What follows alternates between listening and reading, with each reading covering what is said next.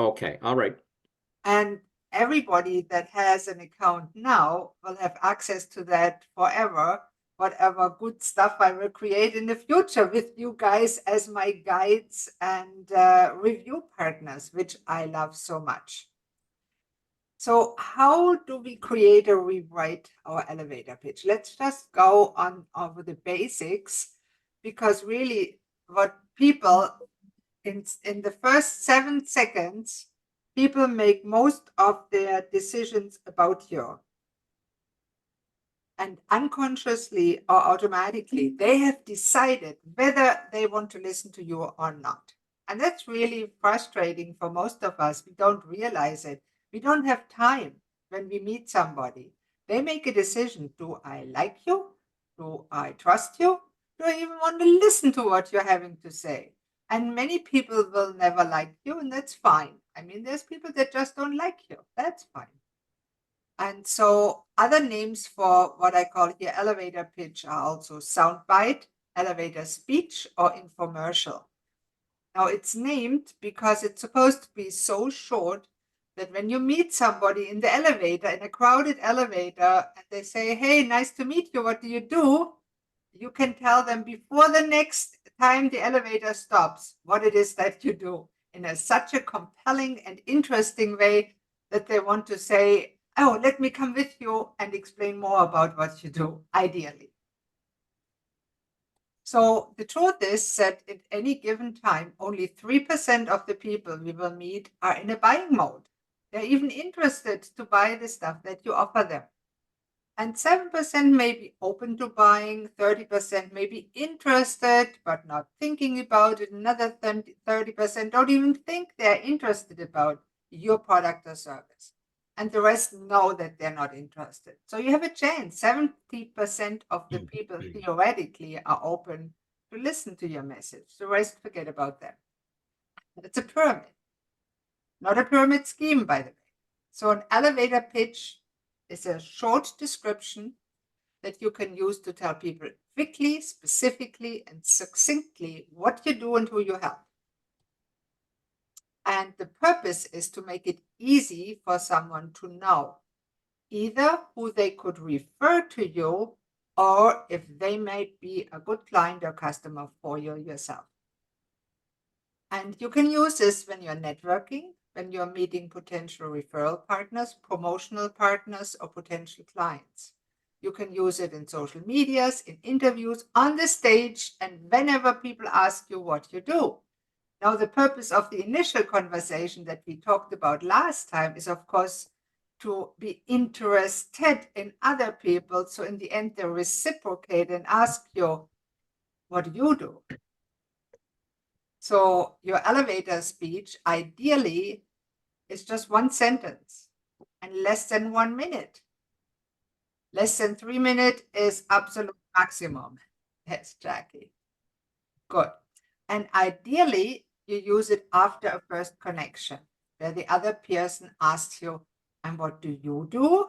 After they told you all about themselves, eventually, maybe they ask you, "And what do you do?" And then you have about 1 minute to make a good impression. Here are 3 examples. Now, I want you to vote on them and tell you which ones to find most interesting.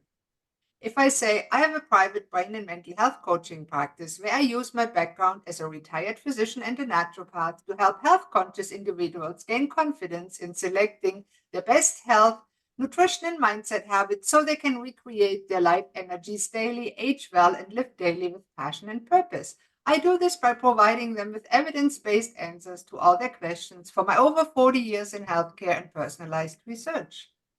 Anything you remember from that? Probably not. Second example, a little improvement.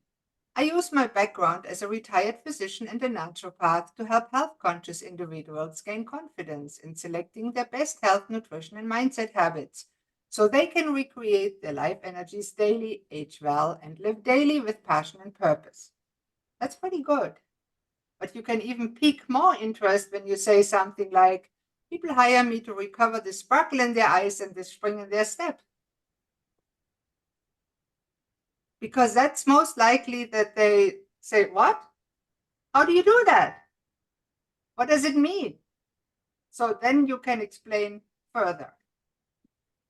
See, which one do you find more intriguing, compelling, and easy to understand? Okay, let's break it down, and then we get to do that for your own business, service, product, whoever your target market is, it works.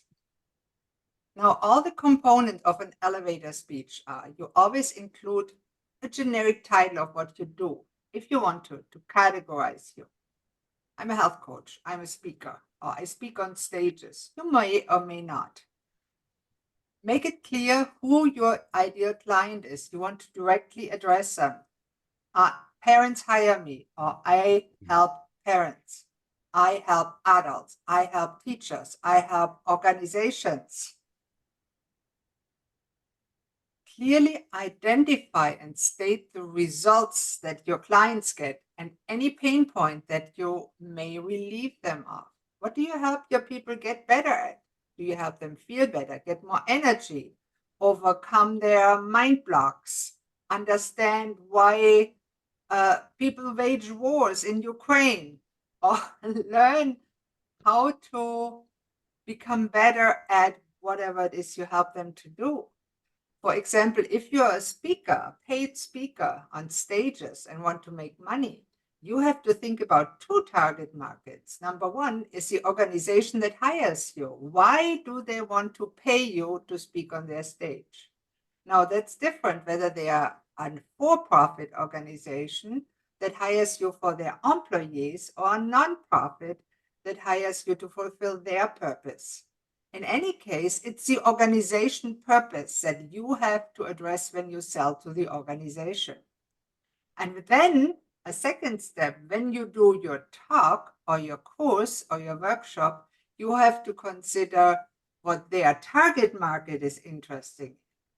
So you could say something, I help people understand why people wage wars in order to achieve peace on earth. Very simple put. If you talk for the World Peace Organization, let's just say there is one like that.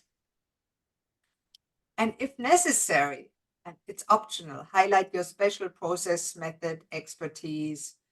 And everybody has one. I call it the 7-step sparkle system. Or you by giving them access to, by helping them understand, or by sharing my story of struggle and how I got out of it as an example of how you too can achieve happiness again.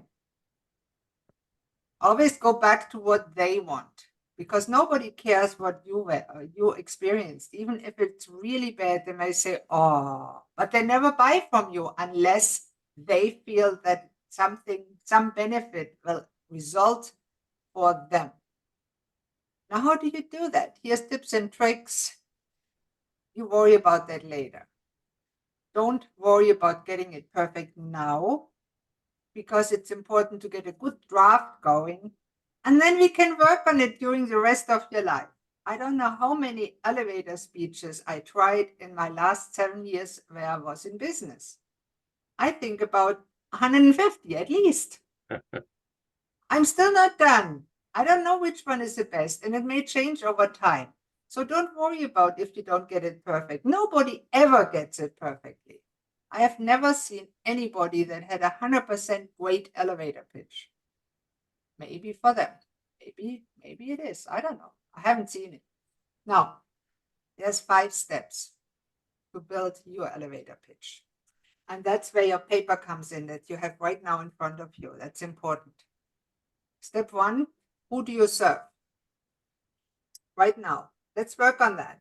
Who is your ideal client, audience, or customer? Anybody wants to say anything to that? Who do you serve? Who do you want to serve?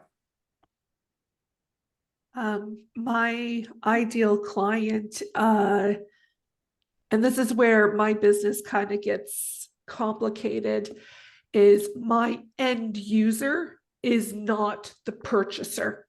Right. You have the problem like Ian does. He gets paid by an organization or nonprofit. So my ideal client would be human resources usually, or training manager, or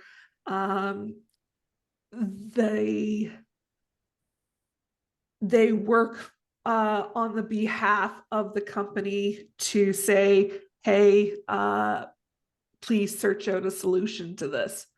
All of our team leads are complaining about this. And so I need to convince them that my presentations will benefit the people who actually attend them. Sarah, I'm in exactly the same boat. My end client and my hiring client are not the same. And that is very common in a B2B setting. And it's actually easier to make money in that kind of setting because they usually have greater hiring contracts eventually. You get paid more. Eventually, once you're known. Now that's a step. It takes time, nowhere around it. But the principle is the same. So the first thing you need to achieve is realize that really your primary target market first, not for your content, but for your sales outreach, are the people that are paying your speech in the organization. Human resources, who else would be there? Ian, you know more about it than me. Procurement managers, what are they called? That's a good term. That'll do. That'll do. Okay, let's go with procurement manager. And so then you have to see how to get past his secretary that wants to keep everybody like us from reaching them. And then we can talk about strategies in a later session because I have good ideas how to do that. So it's very important that you work your way towards a decision maker in that organization that actually has the power to hire you for their event or course and buy your course and then make the purchasing decision. So that's number one.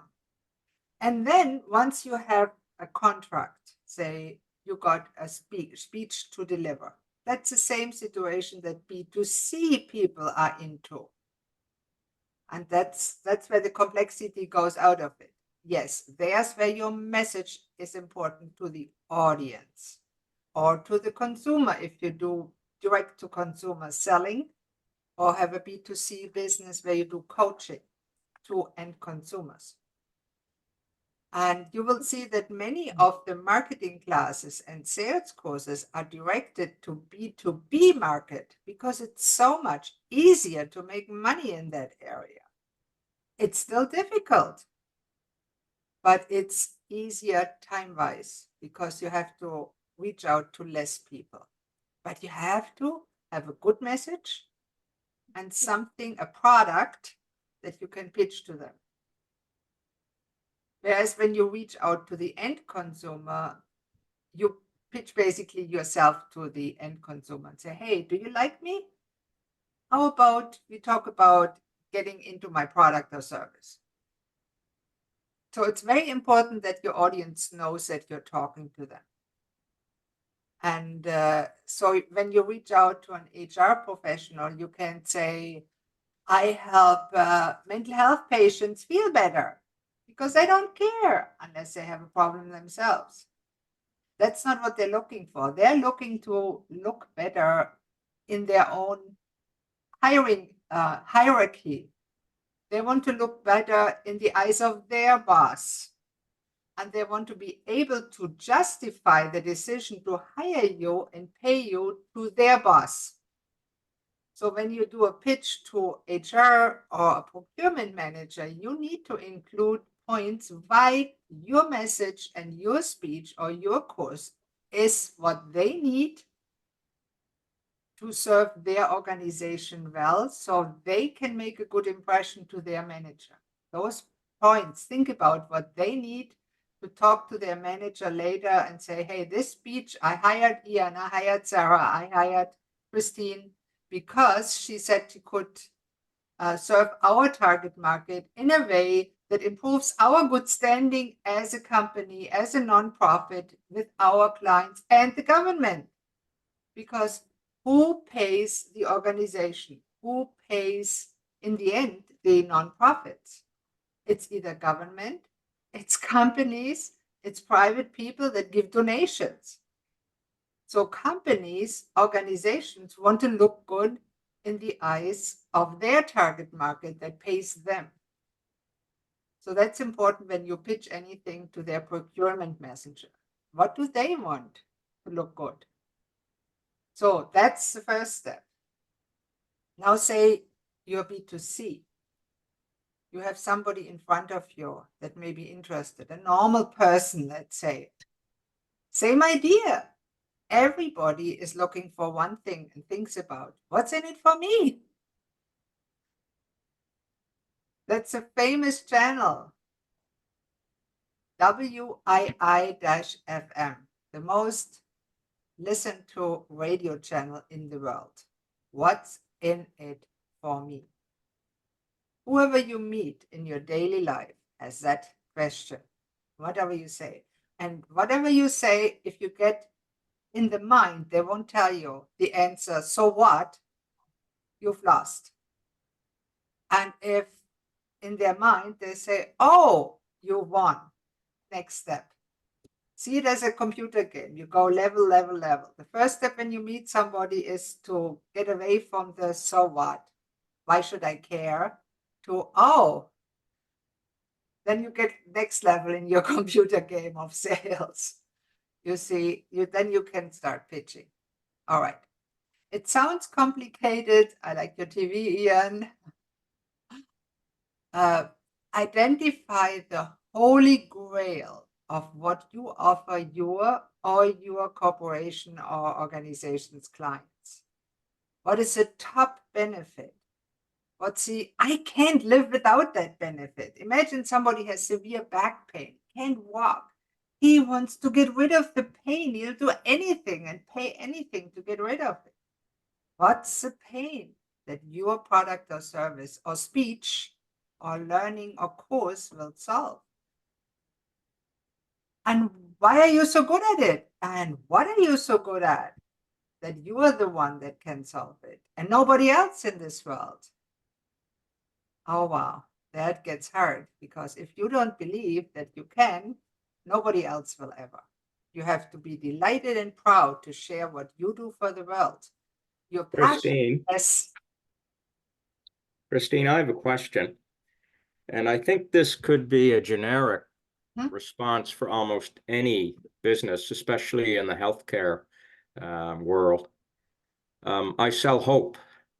But the problem with that is it sounds too flowery, too generic. But really, I think in many ways, you're selling hope to change, hope to develop, whatever. And I'm not sure how well that would work, because I think if I heard that, I would turn off. And to sell hope, it's not quantifiable. Yeah. That's it. That's the problem. And that's a problem in anything that's not quantifiable, like weight loss or when it's not money. Weight loss is quantifiable. You have the pounds. Money is quantifiable. You either make money or you don't. And feeling better is not quantifiable that easy. It is. There's measures for that. And it is the emotion that you need to appeal. So when you just said, I sell hope, that so what? I can just go switch on the TV to get that. So we need to quantifiable. That's something we need to work on, and we will. Let's just finish this section and then we come to the question. But really, what will turn their heads and capture interest? And yes, in a way, we all sell the hope that your life in the future will be better than your life it is now. And that is what people buy all the time. Whether they watch TV, they want to see that. Whether they read a penny story, they want to read that. The hero gets it in the end. They get married. The bad cook gets caught. That gives you the emotional release, the satisfaction. Same thing when we coach them. We need to get more specific when we sell our services. And it's hard when it's in the area of mental health. But Ian, for you specific, where I know you a little bit, you could say, I help military trauma survivors to be able to, what is it that they achieve at the end? Achieve inner peace and calmness? I help military traumatic event survivors move beyond their pain and their need for acute medical assistance or something like that. Okay, that sounds great, but it just shows the pain, not the Yeah. result. You help to move them beyond. So what? Where is that? I can take pills and I'm beyond emotional pain, right? Okay. I help traumatic event survivors find a new desire to have a fulfilling life. Or I'd have to polish that more. I think that's great. That's a great start. Help a fulfilling life. I call it passion, purpose, energy, Yeah. sparkle. Same idea. Your business card, great, Sarah.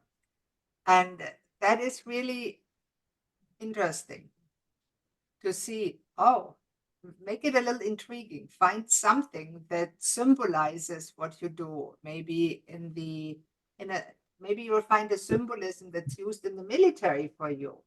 Or I sometimes tell spiritual coaches, find something in your spiritual realm or the Akashic records or wherever you hang out that is a symbol for the end result, a positive symbol. Some people that are astrologers, they go with the positive symbol. It depends. Speak in the language of your target market. If you target seniors, you speak in their language. If you target veterans of military, use language that they are familiar with. Something that they in the military is something really great that everybody wants. It can be very simple. It could be just that, yes, great. It could be just that you say, I help your shoes shine again. So, or whatever was something that every cadet in military training wants to achieve, or all your buttons are lined up. Okay, that's a key outcome. It's very important. And you have to say so. So, for example, I help military veterans overcome their traumatic memories so they can live a life full of whatever you want to have. What will they achieve? Because the people want the outcome. They buy the outcome. They like to talk about the negatives about their problem, but they buy the outcome where they want to go. And then you can craft your own pitch. My ideal client is health conscious individuals. What pain? I address it indirectly: fatigue, aging, lack of health. The Holy Grail: in confidence in selecting their best health, nutrition, and mindset habits. That is a little bit intriguing because I think, how can you select the habit? You either have it or you don't. You can build it. Now you can actually select. So maybe somebody will ask. And then the outcomes. So they can recreate their energies daily. People say, how? That's impossible. How can you do that? Age well and live daily with passion and purpose. Now there's 2 dailies. I have to work on them myself. And then you can add a bottom line statement. This is optional if you want to, and say, bottom line is I help people to recover the sparkle in their eye and the spring in their step. And then you wait and see how they react. Watch them.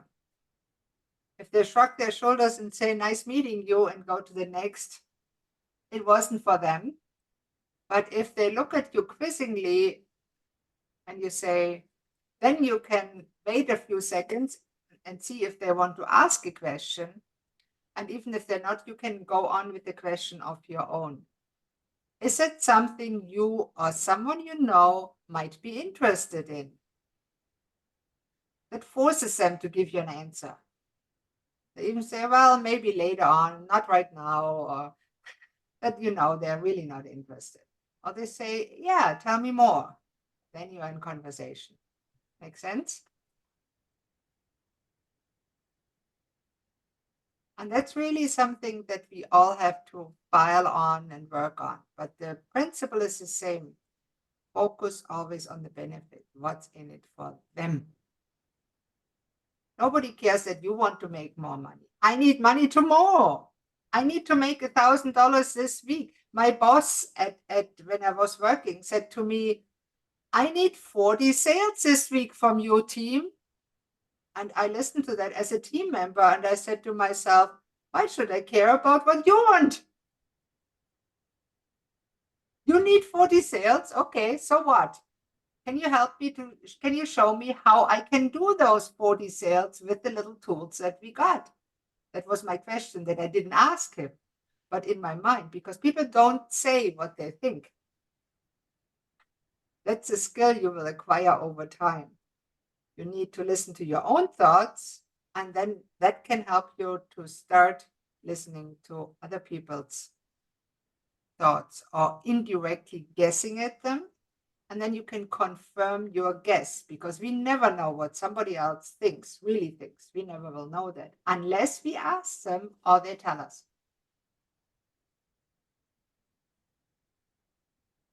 Nothing as dangerous as assumptions. And I've done lots of that. I tell my workers I would prefer questions over assumptions, because a lot of times when I have staff that comes in to help me around the apartment, you know, I don't want the assumption of, well, she's probably going to want it done this way. I want them to ask questions to see how I would like certain things done, and then move on from there. There you go. So you see how even helpers in the healthcare system are not trained to ask proper questions. And many of us, we assume we know what's best for the other person when we meet them. And we may know what's best for the other. Just ask your partner when you're married. I often think I know what's best for him, but that's not what my husband thinks is best for him. And I'm blessed because he'll tell me in no uncertain terms. I don't care what you want for me. This is what I want. All right. But other people are not as direct. So we need to be asking good questions. And that's what good sales, soulful sales is all about. Any other questions?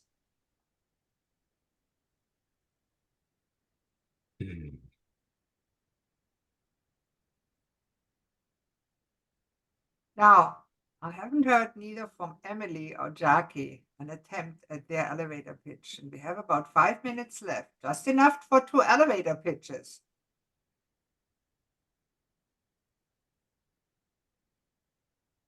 I can do one now if you're ready.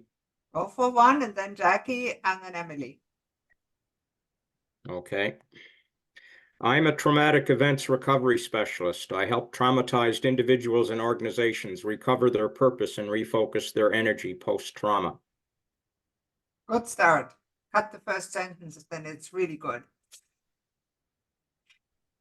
Okay, Jackie, what do you want to say? I'm here to help you achieve better nutrition and help you make it rain with rain seed nutrition, because everything develops from a seed, and seed is the vital source of everything. Okay, that's a good It needs start. a lot of It work. needs filing on. It's too direct too. It sounds salesy. So we have to be a little bit more benefits oriented. Emily, what do you come up with? Any ideas? I have. So I help others add years to life and life to years. That is a nice one, because that will elicit the response, what? How do you do that? Sarah, do you want to try it? We have some time. Yep. So I am a mental health awareness advocate, and I help businesses and organizations create an environment that is welcoming and inclusive for those who struggle with mental health and mental illness.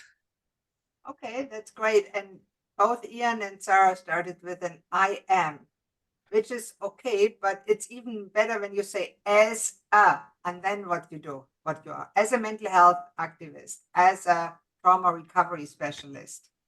That doesn't sound so, it's all about me. They want to hear from you, but they want to primarily listen to, and that should be the last part, what's in it from them. And specify your target market. Not to others or organizations is good. Of course, when you talk directly to an organization, you use a name. And you can specify it even more when you talk to the Schizophrenia Society. I help people with schizophrenia and other to do blah, blah, blah.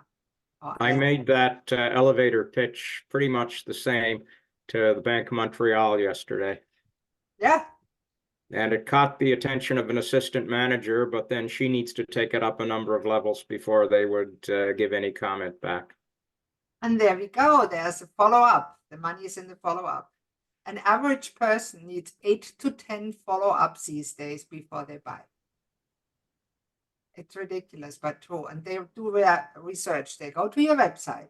They look you up on Google. They look you up on LinkedIn. And then they make their decision. Maybe. And it can be pro and con, of course. And sales is generally to make the likelihood of a sale higher if you're good at it. It's all about that. Because even somebody that's really bad at any sales, when they have a really excellent product that somebody in front of you really needs, they will sell it.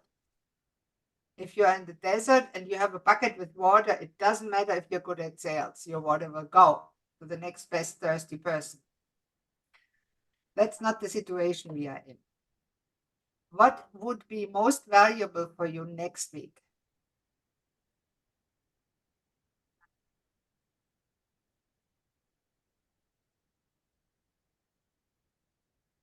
The next step after the elevator pitch, if they say, okay, yes, I'm interested. Okay.